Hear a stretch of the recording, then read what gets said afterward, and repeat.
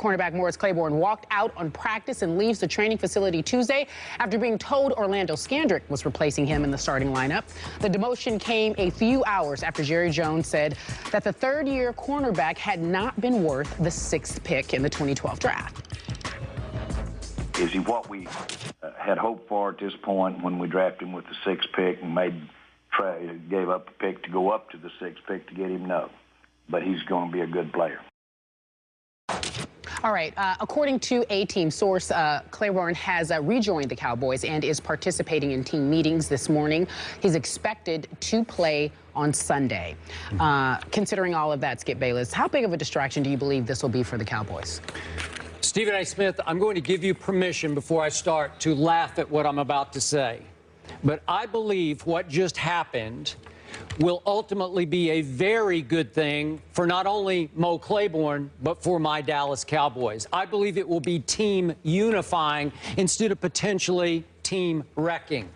This was a very ugly situation that needed to be dragged out into the national spotlight. It needed to come to a head publicly, and did it ever? Because did Mo Claiborne ever just hit bottom as he needed to? As we just heard, Jerry Jones on a radio show yesterday acknowledged finally, publicly, yeah, he's not exactly what we had hoped for, to put it mildly. Tim McMahon, who writes for ESPNDallas.com, flat out called him in a piece that's up right now, the biggest bust in Cowboys history. Mo Claiborne, biggest bust in Cowboy history.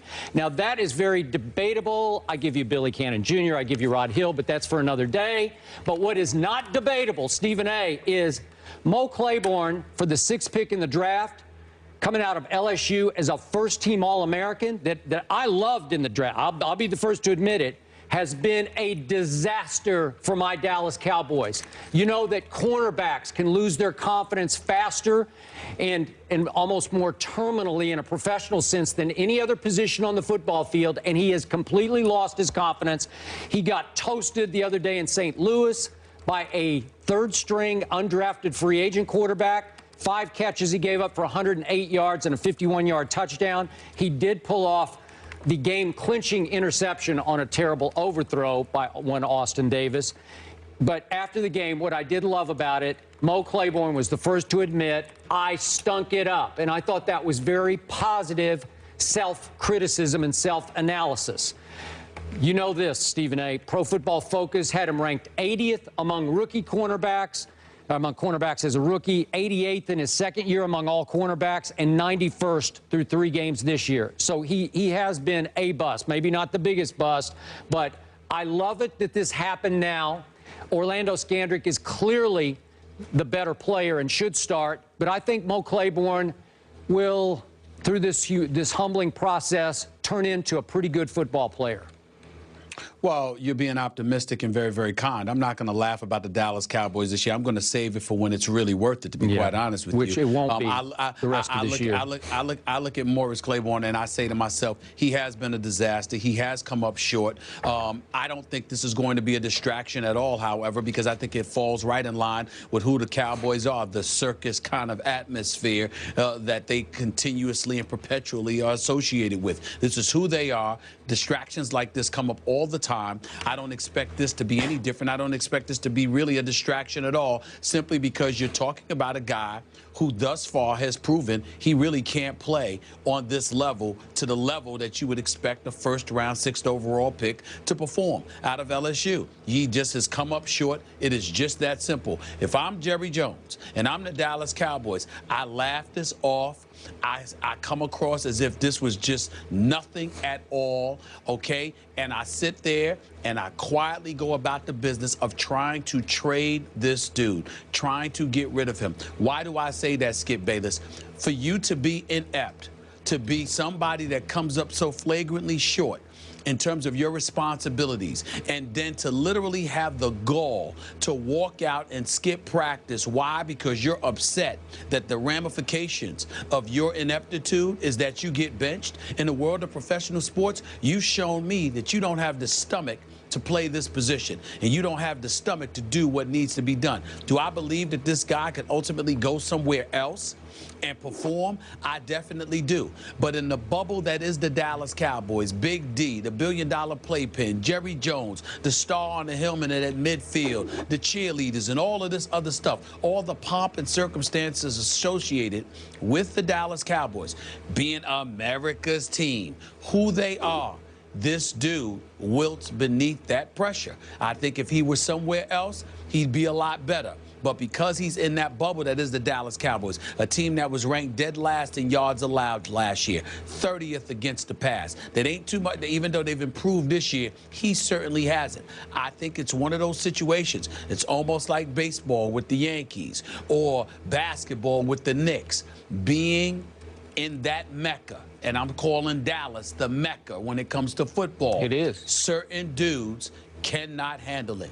And Morris Claiborne appears to be somebody who simply can't handle it. And when he was called to the carpet for it by being benched, the first thing he did was pout and go home and skip a day at work. If anybody needs extra days at work, it would be him. How dare you take off a day from work? These are the kind of things. These are the kind of things you can't tolerate, man. Some people have it. Some people don't. Oh. Some people are made for small market confines. He appears to be one of those dudes. So, I hope I'm wrong, but he appears to be one of those dudes. You sound like if you were Jerry Jones, you would have cut him this morning.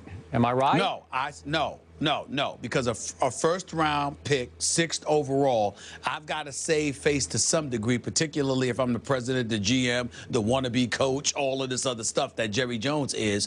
I have to sit there and try to get some level of compensation for him. So what I would try to do is massage the ego a little bit, make him feel a little bit better, and behind the scenes, I'm going to get rid of his behind. It's just that simple. So what I'm going to do is I'm going to get on the phone, and I'm going to try to see what level of compensation I can get for this kid so I can get him out of here, because he clearly can't handle Big D. That's the issue here. I'm not saying Morris Claiborne can't play, but if you are in that bubble and you know that you are coming up short and you are not producing and you get benched, you're supposed to be able to handle that because you know your work warranted their decision. Instead, he pouted and act like he got some kind of a reprimand that he didn't deserve when he knows full well he deserved it. You want to act like that? You need to go. You could play in the league, but you can't play here. Okay, I agree. This is a sink or swim moment for the former 6th pick in the draft. I believe he will swim. I don't think he should be shipped out. But I have one final question for you, Mr. Smith. I'm going to put you on a Wednesday early hot seat, a game that we won't pick until Friday. But you remember what the New Orleans Saints did in New Orleans on a Sunday night a year ago to my Dallas Cowboys? Yes, you I remember do. 49-17, during which my Cowboys gave up an NFL record 40 first downs. That's impossible. 40 first downs? How do you do that? Are you sure that's correct? That's what this says. Okay. 625 yards. I don't even know how you do that. The Cowboys were 0 for 9 on 3rd down on their side of the ball, so that helped contribute to 40 first downs for New Orleans. Given this backdrop of this uncertainty swirling around Mo Claiborne, the distraction that it could be, are you giving my Dallas Cowboys any shot at Jerry World in a rematch of a year ago? Zero shot? Zero. I love this. Zero. I love this. Already? I needed this. This is Wednesday. We don't need a Friday. Yeah, okay.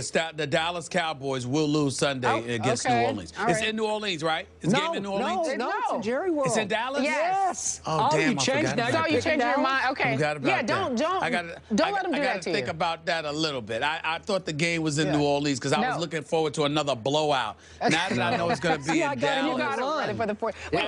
I'm good. Listen. Dallas is going to lose the game in all likelihood, but I was thinking blowout. Probably going to be closer. Closer?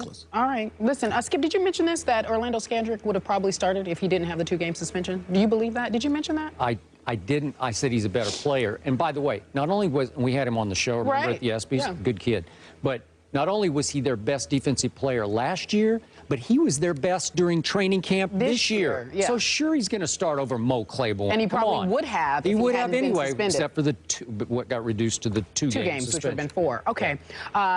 According to a team source, Mo's fine. His ego is bruised, Stephen A. Let's move on. The NFL will not further discipline Washington's Chris Baker.